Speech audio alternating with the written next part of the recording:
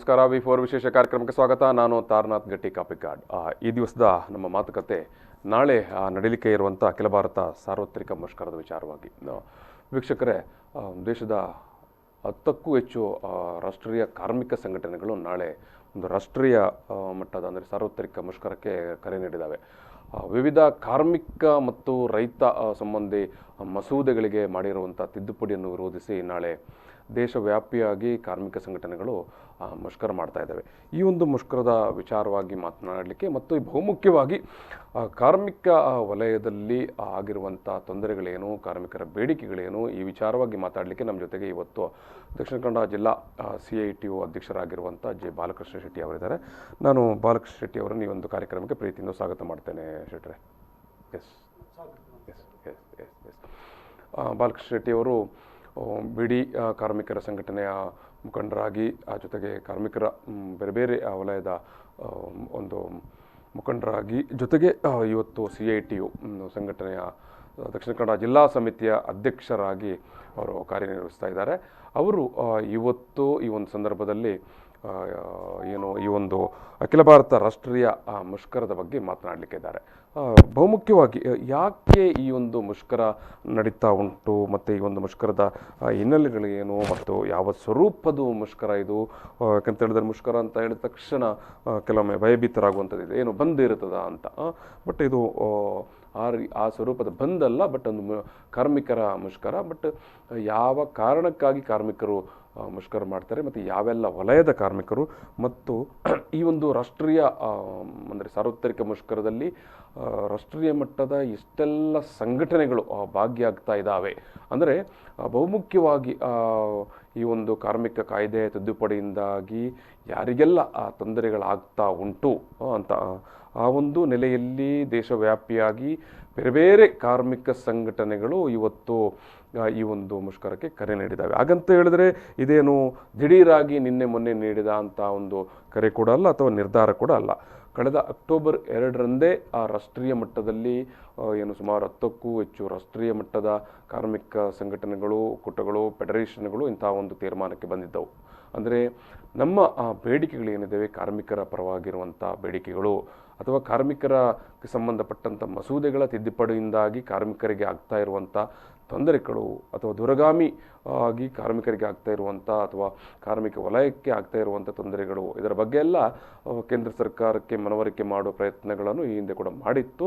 So ಅದು ಈಡೇರದೇ ಇದ್ದಾಗ ಸ್ವಾಭಾವಿಕವಾಗಿ ಕಳೆದ ಅಕ್ಟೋಬರ್ 2ರಂದೇ ಇಂಥ ಒಂದು ಘೋಷಣೆಯನ್ನು ಮಾಡಿತ್ತು ಈ ಇಷ್ಟು ಸಂಘಟನೆಗಳು.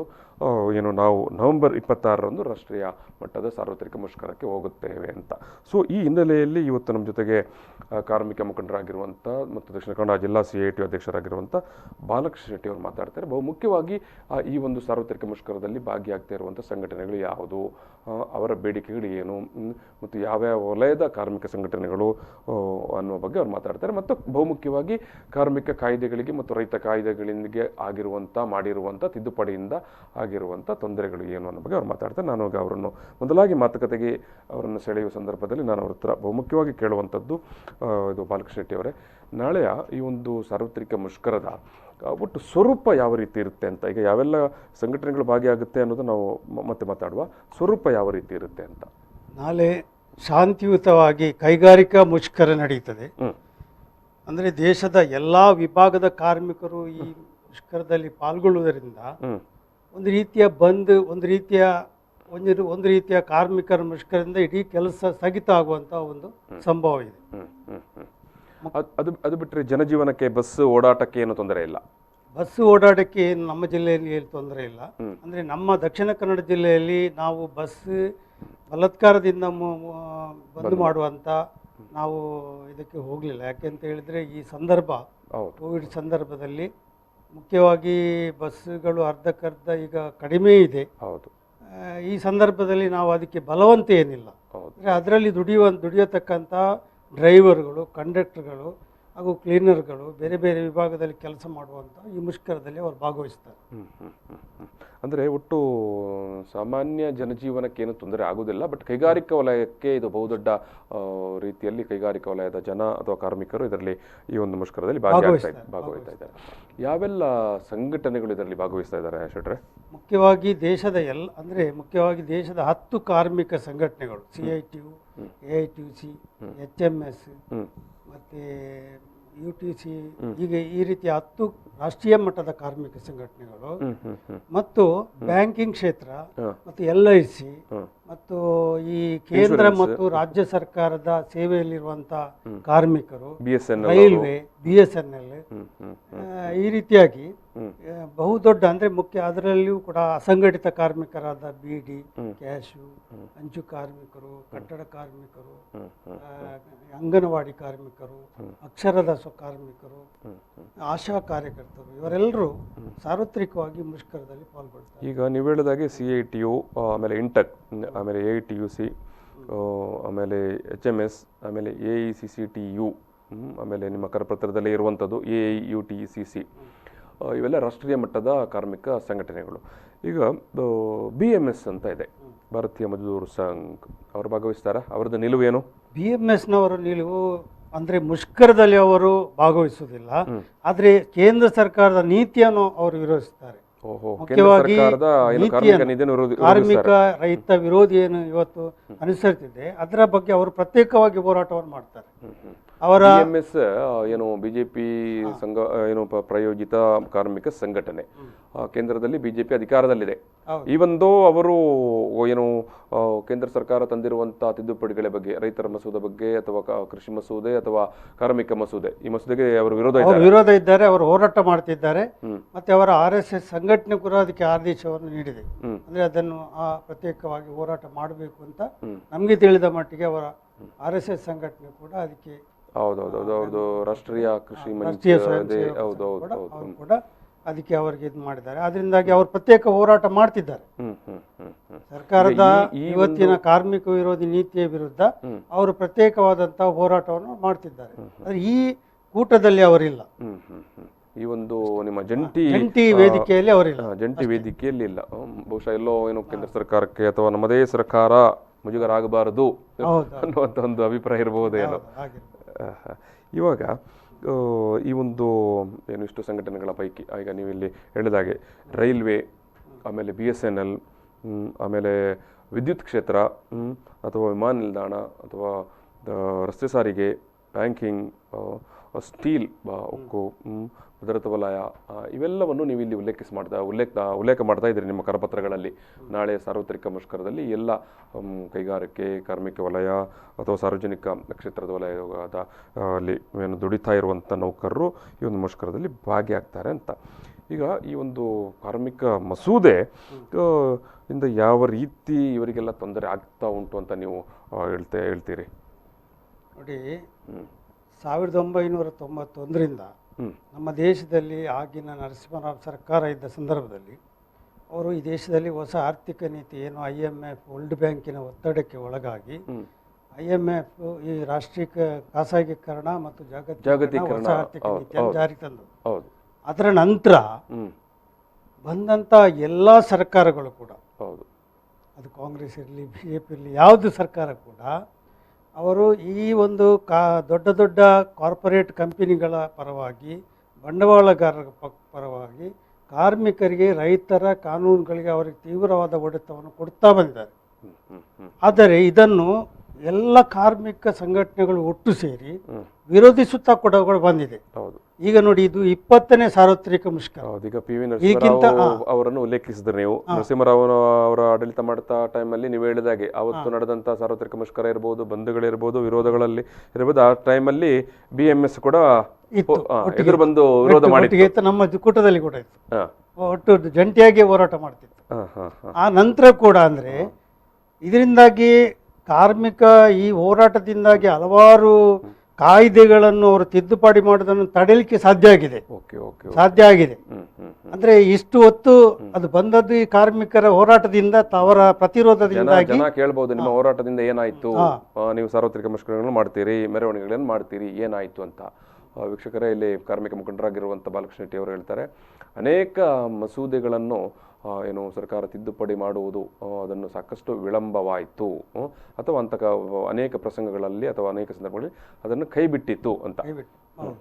ಈಗಲೂ ಕೂಡ ನಿಧಾನವಾಗಿ ನೋಡಿ, ಈಗ ಕೋವಿಡ್ ಸಾಂಕ್ರಾಮಿಕ ರೋಗ ಬಂದಿದೆ. ಹೌದು, ಜಗತ್ತಿನಲ್ಲಿ ದೇಶದಲ್ಲಿ ಕಾರ್ಮಿಕ ವರ್ಗ ಬಹಳ ಕಷ್ಟವನ್ನು ಅನುಭವಿಸಿದ ಸಂದರ್ಭ. ಖಂಡಿತವಾಗಿ ಸರ್ಕಾರ ಈಗ ಏನು ಮಾಡ್ತಾ ಇದೆ, ಈ ಸಂದರ್ಭವನ್ನು ಉಪಯೋಗಿಸಿ, ಯಾಕೆಂತ ಹೇಳಿದ್ರೆ ದುರುಪಯೋಗಿಸಿ ಈಗ ದುರುಪಯೋಗ ಮಾತಾಡೋದಿಲ್ಲ. ಇವಾಗ ಕೋವಿಡ್ ಅನ್ನೋ ಕಾರಣಕ್ಕಾಗಿ ಜನ ಮಾತನಾಡೋದಿಲ್ಲ, ಜನ ಪ್ರತಿಭಟನೆ ಮಾಡೋದಿಲ್ಲ, ಕಾರ್ಮಿಕರು ಪ್ರತಿಭಟನೆ ಮಾಡುವುದಿಲ್ಲ ಅಂತ ಹೇಳುವಂತ ಸಂದರ್ಭದಲ್ಲಿ ಇವತ್ತು ಇದನ್ನು ಭಾರಿ ತ್ವರಿತವಾಗಿ ಜಾರಿ ಮಾಡಲಿಕ್ಕೆ ಇವರು ಪ್ರಯತ್ನವನ್ನು ಮಾಡ್ತಾರೆ. ಕೃಷಿ ಮಸೂದೆ ತಿದ್ದುಪಡಿ ಆಯ್ತು, ಕಾರ್ಮಿಕ ಮಸೂದೆ ತಿದ್ದುಪಡಿ ಆಯ್ತು, ಅನೇಕ ಸುಗ್ರೀವಾಜ್ಞೆಗಳು ಬಂದವು.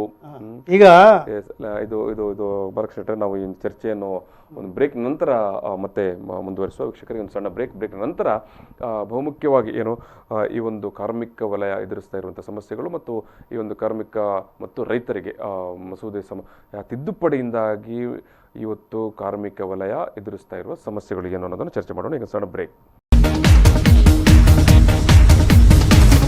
ಪ್ರಚಲಿತ ಈ ಕಾರ್ಯಕ್ರಮದ ಪ್ರಾಯೋಜಕರು ರೋಹನ್ ಕಾರ್ಪೊರೇಷನ್, ಸಹ ಪ್ರಾಯೋಜಕರು father Muller's charitable trust, SDM college Ujire, VK furniture and electronics. ಕಾರ್ಮಿಕರ ಸಾರ್ವತ್ರಿಕ ಮುಷ್ಕರ ಈ ಒಂದು ವಿಚಾರವಾಗಿ ನಾಳೆ ನಡೀತಾ ಇರುವಂಥ ದೇಶವ್ಯಾಪಿಯಾಗಿ ಕಾರ್ಮಿಕರು ನಡೆಸ್ತಾ ಇರುವಂಥ ಒಂದು ಸಾರ್ವತ್ರಿಕ ಮುಷ್ಕರದ ವಿಚಾರವಾಗಿ ನಾವು ಮಾತಾಡ್ತಾ ಇದ್ದೇವೆ. ಈ ಸಂದರ್ಭದಲ್ಲಿ ನಮ್ಮ ಜೊತೆಗೆ ದಕ್ಷಿಣ ಕನ್ನಡ ಜಿಲ್ಲೆಯ CITU ಕಾರ್ಮಿಕ ಸಂಘಟನೆ ಅಧ್ಯಕ್ಷರಾಗಿರುವಂಥ ಜೆ ಬಾಲಕೃಷ್ಣ ಶೆಟ್ಟಿ ಅವರಿದ್ದಾರೆ. ನಾವು ಈಗಾಗಲೇ ಮಾತನಾಡೋ ಸಂದರ್ಭದಲ್ಲಿ ಅವರು ಹೇಳಿದರು, ನಾಳೆ ರಾಷ್ಟ್ರವ್ಯಾಪಿಯಾಗಿ 10ಕ್ಕೂ ಹೆಚ್ಚು ರಾಷ್ಟ್ರೀಯ ಮಟ್ಟದ ಕಾರ್ಮಿಕ ಸಂಘಟನೆಗಳು ಒಂದು ಸಾರ್ವತ್ರಿಕ ಮುಷ್ಕರಕ್ಕೆ ಕರೆ ನೀಡಿದ್ದಾವೆ. ಬಹುಮುಖ್ಯವಾಗಿ ಕಾರ್ಮಿಕ ಕಾಯ್ದೆಗಳ ತಿದ್ದುಪಡಿ ಮತ್ತು ರೈತ ಕೃಷಿ ಮಸೂದೆಗಳ ತಿದ್ದುಪಡಿಯನ್ನು ವಿರೋಧಿಸಿ CITU, AITC, ಆಮೇಲೆ ಇಂಟಕ್, HMS, ಆಮೇಲೆ AICCTU, ಆಮೇಲೆ AIUTUC ಈ ರೀತಿಯಾಗಿ 10 ದೇಶದ ರಾಷ್ಟ್ರೀಯ ಕಾರ್ಮಿಕ ಸಂಘಟನೆಗಳು ನಾಳೆ ದೇಶವ್ಯಾಪಿಯಾಗಿ ಕಾರ್ಮಿಕರ ಮುಷ್ಕರ, ಅಂದರೆ ನೇರವಾದ ಬಂದ್ ಅಂತ ಇರುವುದಿಲ್ಲ ಅಥವಾ ಜನಜೀವನಕ್ಕೆ ಏನೋ ತೊಂದರೆ ಆಗುವುದಿಲ್ಲ. ಬಹುಮುಖ್ಯವಾಗಿ ಕರಾವಳಿಯಲ್ಲಿ ಅದೇನು ಬಸ್ ಓಡಾಟಕ್ಕೋ ಅಥವಾ ಜನರ ಓಡಾಟಕ್ಕೆ ತೊಂದರೆ ಇರೋದಿಲ್ಲ, ಬಟ್ ಕಾರ್ಮಿಕರು ಮತ್ತು ಏನು ಬೇರೆ ಬೇರೆ ಸಾರ್ವಜನಿಕ ಕ್ಷೇತ್ರದ ವಲಯದಲ್ಲಿ, ಅದು ಬ್ಯಾಂಕಿಂಗ್ ಇರ್ಬೋದು ಅಥವಾ ಇನ್ಶೂರೆನ್ಸ್ ಇರ್ಬೋದು ಅಥವಾ ರೈಲ್ವೆ ಇರ್ಬೋದು, ಎಲ್ಲ ಕ್ಷೇತ್ರದಲ್ಲಿ ದುಡಿತಾ ಇರುವವರು ಕೂಡ ಈ ಒಂದು ಮುಷ್ಕರದಲ್ಲಿ ಭಾಗವಹಿಸ್ತಾ ಇದ್ದಾರೆ ಅಂತ ನಾವು ಮತ್ತೆ ಈ ಒಂದು ಚರ್ಚೆಯನ್ನು ಮುಂದುವರಿಸುವ ಸಂದರ್ಭದಲ್ಲಿ ಇದೀಗ ಬಾಲಕೃಷ್ಣ ಶೆಟ್ಟಿ ಅವರೇ, ಈಗ ಒಂದು ಕಾರ್ಮಿಕ ಕಾಯ್ದೆಗಳ ತಿದ್ದುಪಡಿ ಅಥವಾ ಈ ಒಂದು ರೈತ ಮಸೂದೆ ಅಥವಾ ಕೃಷಿ ಮಸೂದೆಗಳ ತಿದ್ದುಪಡಿ ಯಾವೆಲ್ಲ ರೀತಿಯಲ್ಲಿ ಈಗ ನೀವಿಲ್ಲಿ ಅನೇಕ ಕಾರ್ಮಿಕ ಸಂಘಟನೆಗಳನ್ನು ಅಥವಾ ಕ್ಷೇತ್ರಗಳನ್ನು ನೀವು ಉಲ್ಲೇಖ ಮಾಡ್ತಾ ಇದ್ದೀರಿ, ತೊಂದರೆಗೆ ಆಗ್ತಾ ಉಂಟು ಅಂತ ನೀವು ಅದನ್ನು ವಿಶ್ಲೇಷಣೆ ಮಾಡ್ತೀರಿ? ಈಗ ನಮ್ಮ ದೇಶದಲ್ಲಿ ನೂರಾರು ಕಾರ್ಮಿಕ ಕಾನೂನುಗಳು ಉಂಟು. ಮುಖ್ಯವಾಗಿ ನಮ್ಮ ದೇಶ ಸ್ವಾತಂತ್ರ್ಯ ಬ್ರಿಟಿಷರಿರುವ ಸಂದರ್ಭದಲ್ಲಿ ಕೂಡ ಹೋರಾಟ ಮಾಡಿ ಪಡೆದಂಥ ಕಾನೂನುಗಳು ಉಂಟು, ನೂರಾರು ಕಾನೂನು. ಈಗ ಅದನ್ನು ಒಂದೊಂದಾಗಿ ತಿದ್ದುಪಡಿ ಮಾಡಲಿಕ್ಕೆ ಕೇಂದ್ರ ಮತ್ತು ರಾಜ್ಯ ಸರ್ಕಾರಗಳು ಪ್ರಯತ್ನ ಮಾಡುವಾಗ ಅದಕ್ಕೆ ತೀವ್ರವಾದಂಥ ವಿರೋಧ ಬಂತು. ಹೌದು. ಈ ಹಿನ್ನೆಲೆಯಲ್ಲಿ ಈಗ ಏನು ಮಾಡ್ತಿದ್ದಾರಂತೆ, ಈಗ ಅಂದರೆ ಮುಖ್ಯವಾಗಿ ಈ ಕೋವಿಡ್ನ ಸಂದರ್ಭದಲ್ಲಿ ಈ ಎಲ್ಲ ಕಾನೂನುಗಳನ್ನು ಒಂದುಗೂಡಿಸಿ 4 ಸಂಹಿತೆಯಾಗಿ ಇವತ್ತು ಮಾಡಿ ಆ ಮೂಲಕ ಇವತ್ತು ಅದರಲ್ಲಿರುವಂಥ ಎಲ್ಲ ಮಾಲೀಕರ ಪರವಾದಂಥ ನೀತಿಯನ್ನು ಅನುಸರಿಸಿ ಕಾರ್ಮಿಕರಿಗೆ ವಿರೋಧ ನೀತಿಯನ್ನು ಮಾಡಿದ್ದಾರೆ. ಮುಖ್ಯವಾಗಿ ವೇತನ ಸಂಬಂಧ ಕಾಯ್ದೆ ಅಂತ ಉಂಟು ಈಗ, ಮುಖ್ಯವಾಗಿ ಅದರಲ್ಲಿ ಆ ಕಾಯ್ದೆಯನ್ನು ತಿದ್ದುಪಡಿ ಮಾಡಿದ್ದಾರೆ. ತಿದ್ದುಪಡಿ ಮಾಡಿ ನಿಜವಾಗ್ಲೂ ಒಂದು ಕಾರ್ಮಿಕರಿಗೆ ಬದುಕುವ ವೇತನ ಕೊಡಬೇಕು. ಮುಖ್ಯವಾಗಿ ಅವನು ಬದುಕಲಿಕ್ಕೆ ಬೇಕಾದ ಕನಿಷ್ಠ ವೇತನ ಅಂದ್ರೆ ಅವನಿಗೆ ಏನೆಲ್ಲ ಬೇಕು ದಿವಸಕ್ಕೆ, ಅವನ ಜೀವನಾವಶ್ಯಕವಾಗಿ ಎಷ್ಟು ನಾವು ಇವತ್ತು ಕೇಳ್ತೇವೆ. ಒಂದು ಕಾರ್ಮಿಕನಿಗೆ ಅವನ ಕುಟುಂಬ ನಡೆಸಬೇಕಾದ್ರೆ 21,000 ರೂಪಾಯಿ ತಿಂಗಳಿಗೆ ಸಂಬಳ ಬೇಕು, ಕನಿಷ್ಠ ಕೂಲಿ ಬೇಕು. ಅದನ್ನು ಸರ್ಕಾರ ಫಿಕ್ಸ್ ಮಾಡಬೇಕು ಅಂತ ಕೇಳ್ತೇವೆ. ಆದ್ರೆ ಈಗ ಕೇಂದ್ರ ಸರ್ಕಾರ ಏನು ಮಾಡಿದೆ ಅಂತ ಹೇಳಿದ್ರೆ, ಈಗ ರಾಷ್ಟ್ರೀಯ ಕನಿಷ್ಠ ಕೂಲಿ ಅಂದ್ರೆ ತಳಮಟ್ಟದ ಒಂದು ಕನಿಷ್ಠ ಕೂಲಿ ಅಂತ ಈಗ ಪ್ರಕಟಣೆ ಮಾಡಿದೆ. ಅದರಲ್ಲಿ ಅವರು ಹೇಳ್ತಾರೆ, ಒಂದು ದಿವಸಕ್ಕೆ 151 ರೂಪಾಯಿ ಕನಿಷ್ಠ ಕೂಲಿ ಕೊಡಬೇಕು. ಒಂದು ದಿವಸಕ್ಕೆ 159 ರೂಪಾಯಿ 159 ರೂಪಾಯಿ ಕನಿಷ್ಠ ಕೂಲಿ ಒಂದು ದಿವಸಕ್ಕೆ. ನಾವು ಆಲೋಚನೆ ಮಾಡಬೇಕು, ದಕ್ಷಿಣ ಕನ್ನಡ ಜಿಲ್ಲೆಯಲ್ಲಿ 150 ರೂಪಾಯಿ ಇಟ್ಕೊಂಡು ದಿವಸಕ್ಕೆ ಏನ್ ಮಾಡ್ಲಿಕ್ಕೆ ಕುಟುಂಬ, ಅಥವಾ ಬೆಂಗಳೂರಲ್ಲಿ 150 ರೂಪಾಯಿ ಇಟ್ಕೊಂಡು ಒಂದು ಕುಟುಂಬ ಏನ್ ಮಾಡ್ಲಿಕ್ಕೆ ಸಾಧ್ಯ, ಅಥವಾ ಡೆಲ್ಲಿನಲ್ಲಿ ಅಥವಾ ಕಲ್ಕತ್ತಾದಲ್ಲಿ ಅಥವಾ ಬಾಂಬೆಯಲ್ಲಿ 150 ರೂಪಾಯಿ ಇಟ್ಕೊಂಡು ಒಂದು ಕುಟುಂಬ ದಿನಕ್ಕೆ ಏನ್ ಮಾಡ್ಲಿಕ್ಕೆ ಸಾಧ್ಯ ಅಂತ. ಇನ್ನೊಂದು ಇವರು ಹೇಳ್ತಾರೆ, ಇನ್ನು ಈ ಕಾರ್ಖಾನೆಗಳನ್ನು ಮುಚ್ಚುವುದು, ಹಿಂದೆ 100 ಮಂದಿ ಕೆಲಸ ಮಾಡುವಂತಹ ಕಾರ್ಮಿಕರನ್ನು ಮುಚ್ಚಬೇಕಾದ್ರೆ ಯಾವುದೇ ಮಾಲೀಕ ಸರ್ಕಾರದ ಪರ್ಮಿಷನ್ ತಗೊಳ್ಬೇಕು. ಹೌದು. ಮತ್ತು ಪರ್ಮಿಷನ್ ತೆಕ್ಕೊಂಡು ಅವು ಅಗತ್ಯ ಬಿದ್ದರೆ ಅವರಿಗೆಲ್ಲ ಸೌಲಭ್ಯಗಳನ್ನು ಕೊಟ್ಟು ಅವ್ರು ಮುಚ್ಚಬೇಕು. ಅದೇ ಇವರು ಈಗ ತಿದ್ದುಪಡಿ ಮಾಡುವಂಥ ಕಾನೂನು ಏನು ಹೇಳ್ತಾರೆ ಅಂತ ಹೇಳಿದರೆ 300 ಮಂದಿಗಿಂತ ಜಾಸ್ತಿ ಇದ್ದಾವೆ ಅವರಿಗೆ ಯಾವುದೇ ಪರ್ಮಿಷನ್ ತಗೊಳ್ಳಿಕ್ಕೆ ಇಲ್ಲ, ಬೇಕಂತ ಯಾವಾಗ ಮುಚ್ಚಿಕೊಂಡು ಹೋಗ್ಬೋದು. 300 ಮತ್ತು ಅದಕ್ಕಿಂತ ಕಡಿಮೆ ಎಂಪ್ಲಾಯೀಸ್ ಇರುವಂತ ಯಾವುದೇ ಕಾರ್ಮಿಕ ಘಟಕವನ್ನು ಅಥವಾ ಇಂಡಸ್ಟ್ರಿ ಘಟಕವನ್ನು ಮುಚ್ಚುವುದಿದ್ರೆ ಅದಕ್ಕೆ ಸರ್ಕಾರದ ಅನುಮತಿ ಬೇಕಾಗಿಲ್ಲ ಅಂತ ಮುಚ್ಚಬಹುದು ಅಂತ. ಇದರಿಂದಾಗಿ ಏನಾಗ್ತದೆ, ಇವತ್ತು ನಮ್ಮ ದೇಶದಲ್ಲಿ 100ರಲ್ಲಿ 70-80% ಸಣ್ಣ ಹಾಗೂ ಮಧ್ಯಮ ಕೈಗಾರಿಕೆಗಳು, ಇದಕ್ಕಿಂತ 300ಗಿಂತ ಕೆಳಗೆ ಇರುವಂತೆ ಕೈಗಾರಿಕೆ ಇರೋದು. ಅದರಿಂದಾಗಿ ಅದು ಒಂದು ವೇಳೆ ಜಾರಿಗೆ ಬಂದರೆ ಈ ದೇಶದ ಎಲ್ಲ ಈ ಕೈಗಾರಿಕೆಗಳನ್ನು ಮುಚ್ಚಿಕೊಂಡು ಹೋಗ್ಲಿಕ್ಕೆ ಏನು ಪರ್ಮಿಷನೇ ಬೇಡ. ಈಗ ಕಾರ್ಮಿಕರು ನೀವು ಹೇಳಿದಾಗ, ಯಾಕಂದ್ರೆ ದೇಶವ್ಯಾಪಿಯಾಗಿ ಇಡೀ ನಮ್ಮ ಏನು ಕೈಗಾರಿಕಾ ವಲಯ ಅಂತ ನಾವು ಹೇಳ್ತೇವೆ, ಅದರಲ್ಲಿ 80%ನಷ್ಟು ಸಣ್ಣ ಮತ್ತು ಮಧ್ಯಮ ಮತ್ತು ಕಿರು ಅತಿ ಸಣ್ಣ ಕೈಗಾರಿಕೆಗಳು ಇರುವಂತದ್ದು. ಅವನಿಗೆ ಈಗ ಒಂದು ಏನು ಪ್ರಾವಿಡೆಂಟ್ ಫಂಡ್ ಉಂಟು, ESI ಉಂಟು, ಮತ್ತು ಬೇರೆ ಬೇರೆ ಸೌಲಭ್ಯಗಳು ಉಂಟು, ಬೋನಸ್, ರಜಾ ಸಂಬಳ, ಇದೆಲ್ಲ ಉಂಟು. ನಾಳೆ ಅವನು ಮುಚ್ಚಿಕೊಂಡು ಹೋದ್ರೆ ಈ ಕಾರ್ಮಿಕ ಏನು ಮಾಡಬೇಕಾಗ್ತದೆ, ಏನು ಕೊಡದೆ. ಅದರಿಂದಾಗಿ ಇದು ಹಾಗಾಗಿ ನೀವು ಹೇಳುವಂಥದ್ದು ಕೇಂದ್ರ ಸರ್ಕಾರ ಈ ಒಂದು ಕಾರ್ಮಿಕರನ್ನು ಏನು ಕಾರ್ಮಿಕರ ಪರವಾಗಿ ಅದು ನಿಂತುಕೊಂಡಿಲ್ಲ, ಅದು ಮಾಲೀಕರ ಪರವಾಗಿ ನಿಂತುಕೊಂಡು ಮಾಲೀಕರಿಗೆ ಫೇವರ್ ಆಗೋ ರೀತಿಯಲ್ಲಿ ಕಾನೂನನ್ನು ತಿದ್ದುಪಡಿ ಮಾಡಿದೆ ಅಂತ. ಇನ್ನೊಂದು, ಈಗ ನಮಗೆ ಗೊತ್ತು ಎಲ್ಲರಿಗೆ, ಇಡೀ ಜನರಿಗೆ ಜನಜನಿತ 8 ಗಂಟೆ ಕೆಲಸ. ಹೌದು, ಇದು ಜಗತ್ತಿನ ಕಾರ್ಮಿಕರು ಹೋರಾಟ ಮಾಡಿ ಒಂದು ಸ್ಥಾಪನೆ ಮಾಡಿದಂತ ಒಂದು ಹಕ್ಕು. ಈಗ ಸರ್ಕಾರ ಏನು ಹೇಳ್ತದೆ ಅಂತ ಹೇಳಿದ್ರೆ, ನೀವು 12 ಗಂಟೆ ಕೆಲಸ ಮಾಡಬೇಕು ಅಂತ. ದಿನದ ಕೆಲಸ 12 ಗಂಟೆಗೆ ನಾವು ಕೂಲಿ ನಿಗದಿ ಮಾಡೋದು ಅಂತ, ಇಲ್ಲದೆ 8 ಗಂಟೆಗೆ ಕೂಲಿ ನಿಗದಿ ಮಾಡೋದು. ಯಾವುದೇ ಒಂದು 8 ಗಂಟೆ ಕೆಲಸ, ಆಮೇಲೆ 8 ಗಂಟೆ ನಿದ್ದೆ, ಆಮೇಲೆ 8 ಗಂಟೆ ವಿಶ್ರಾಂತಿ, ದಿನದ ವಿಶ್ರಾಂತಿ. ಇದು ನಮ್ಮ ಒಂದು ಕಾರ್ಮಿಕ ವರ್ಗದ ತತ್ವ.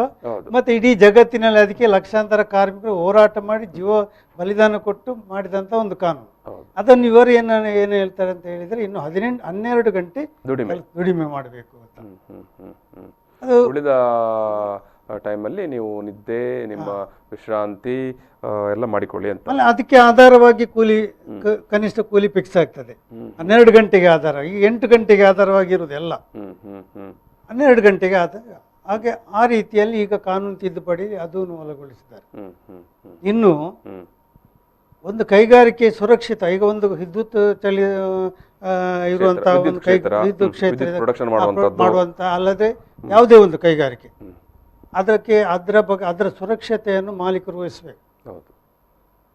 ಈಗ ಇವರೇ ಕಲ್ಲಿದ್ದಲಿರಬಹುದು, ಯಾವುದು ಕೂಡ ಅದರ ಆ ಕಾರ್ಖಾನೆ ಸುರಕ್ಷಿತ, ಆ ಕಾರ್ಖಾನೆಯಲ್ಲಿ ದುಡಿಯುವಂಥ ಕಾರ್ಮಿಕರಿಗೆ ಏನೆಲ್ಲ ಬೇಕು ಅಲ್ಲಿ ಅದರ ಒಳಗೆ ಅವ್ರನ್ನ ರಕ್ಷಣೆ ಮಾಡಲಿಕ್ಕೆ, ಮತ್ತು ಆ ಸುರಕ್ಷತೆ ಏನೆಲ್ಲ ಸ್ಟೀಲ್ ಇಂಡಸ್ಟ್ರಿ ಇರಬಹುದು, ಅದೆಲ್ಲ ಕೈಗಾರಿಕೆಯಲ್ಲಿ. ಅದು ಇವರು ಏನು ಹೇಳ್ತಾರೆ ಅಂತ, ಇವರ ಕಾನೂನು ತಿದ್ದುಪಡಿ ಏನು ಹೇಳ್ತಾರೆ ಅಂತ ಹೇಳಿದ್ರೆ, ಅಂಥ ಒಂದು ಇದನ್ನು ಪರ್ಮಿಷನ್ ಇದು ಮಾಡಬೇಕು ಅಗತ್ಯವೇ ಇಲ್ಲ. ಅವರಿಗೆ ಕಾರ್ಮಿಕರ ಸುರಕ್ಷತೆ ಬಗ್ಗೆ ಚಿಂತೆ ಮಾಡಬೇಕಾಗಿಲ್ಲ, ಅಗತ್ಯ ಇಲ್ಲ. ಅವರವರ ಹೆಲ್ಮೆಟ್ ಇಟ್ಕೊಂಡು ಅವರ ಸುರಕ್ಷತೆಯನ್ನು ಮಾಡಿಕೊಳ್ತಾರೆ ಅಂತ. ಮತ್ತೆ ಈಗ ESI ಉಂಟು, ಎಲ್ರಿಗೆ ತುಂಬಾ ಅನುಕೂಲಕರವಾದ, ಇಡೀ ಕುಟುಂಬಕ್ಕೆ ಅನುಕೂಲ. ಕಾರ್ಮಿಕನ ESI ಆಸ್ಪತ್ರೆಯಲ್ಲಿ ಹೋದ್ರೆ ಅಥವಾ ಪ್ರಾವಿಡೆಂಟ್ ಫಂಡ್, ಕಾರ್ಮಿಕರ ಭವಿಷ್ಯ ನಿಧಿ ಉಂಟು. ಈಗ ಇವರು ಹೇಳ್ತಾರೆ ಅದು ಮಾಲೀಕರಿಗೆ ಇಷ್ಟ ಇದ್ರೆ ಮಾತ್ರ ಕಟ್ಟಬಹುದು, ಅವರಿಗೆ ಇಷ್ಟ ಇಲ್ಲದಿದ್ರೆ ಅಗತ್ಯ ಇಲ್ಲ. ESI ಬೇಡ, PF ಕೂಡ ಬೇಡ ಅಂತ ಹೇಳ್ತಾರೆ. ಒಟ್ಟು ಈಗಾಗಲೇ ನಮ್ಮ ಉತ್ತರ ಪ್ರದೇಶ ಸರ್ಕಾರ ಕಾರ್ಮಿಕರನ್ನು ಕೇವಲ ಒಂದು ಯಂತ್ರದ ತರ ದುಡಿಸುವಂತ ಪ್ರಕ್ರಿಯೆ. ಕಾರ್ಮಿಕರನ್ನು ಒಂದು ಮನುಷ್ಯರು ಅಂತ ಅವರ ಮೇಲೆ ಕಾಳಜಿ ಇಟ್ಟುಕೊಂಡು ದುಡಿಸುವಂತ ಪ್ರಶ್ನೆ ಇಲ್ಲ. ಅದರಿಂದಾಗಿ ನೋಡಿ, ಈಗಾಗಲೇ ಉತ್ತರ ಪ್ರದೇಶ ಸರ್ಕಾರ 100 ದಿನಗಳ ಕಾನೂನು ಸ್ತಂಭನ ಮಾಡುವಂತ ಆದೇಶ ಕೊಟ್ಟಿದೆ. 1000 ದಿನಗಳು, 1000 ದಿನಗಳ ಕಾನೂನು ಯಾವುದೇ ಕಾನೂನು ಇಲ್ಲ ಕಾರ್ಮಿಕರಿಗೆ. 1000 ದಿನ ಅವರು ಕೇಳಲಿಕ್ಕೆ ಇಲ್ಲ ಅವರ, ಮತ್ತೆ ಪುನಃ 1000 ದಿನ ಮುಗಿದ ಮೇಲೆ ಪುನಃ ಅವರು ಕಾನೂನು ಮಾಡಬಹುದು. ಹಾಗೆ ಮಧ್ಯಪ್ರದೇಶ ಸರ್ಕಾರ ಮಾಡಿದೆ.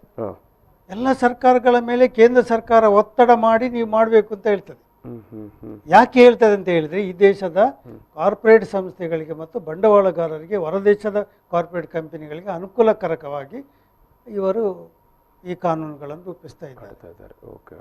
ಅಂದ್ರೆ ದೇಶದ ಜನ ಅಥವಾ ನಾವೇನು ದೇಶಪ್ರೇಮ ಅಂತ ಹೇಳ್ತೇವಪ್ಪ, ಆದರೆ ದೇಶಪ್ರೇಮಿ ಜನರಿಗೆ ಅವರ ಪರವಾಗಿ ಮಾತನಾಡುವ ಅಥವಾ ಅವರ ಪರವಾಗಿರುವಂಥ ಕಾನೂನುಗಳಿಲ್ಲ ಇವತ್ತು. ಈಗ ಕೋವಿಡ್ನ ಸಂದರ್ಭದಲ್ಲಿ ಎಲ್ಲರೂ ಲಾಸ್ ಆಗಿದ್ದಾರೆ. ಹೌದು ಯಾವುದು ಕಾರ್ಮಿಕನಿಗೆ ನಿಜವಾಗ್ಲೂ ಅವ್ರಿಗೆ ಊಟಕ್ಕೆ ಇರಲಿಲ್ಲ. ಹೌದು ಖಂಡಿತ. ಅಂತ ಪರಿಸ್ಥಿತಿಯಲ್ಲಿ ನಮ್ಮ ದೇಶದ ಶ್ರೀಮಂತ ವರ್ಗ ಅಂದ್ರೆ 1,000 ಕೋಟಿಗಿಂತ ಹೆಚ್ಚು ಆದ ಒಂದು ಆಸ್ತಿ ಇರುವಂತ ಜನ ಸಾಧಾರಣ ಒಂದು 828 ಅತಿ ಶ್ರೀಮಂತರು ಅವರ ಆಸ್ತಿ ಈ ಸಂದರ್ಭದಲ್ಲಿ 31,02,000 ಕೋಟಿ ಮೇಲೆ ಹೋಗಿದೆ. ಅದು 35% ಮೇಲೆ ಹೋಗಿದೆ.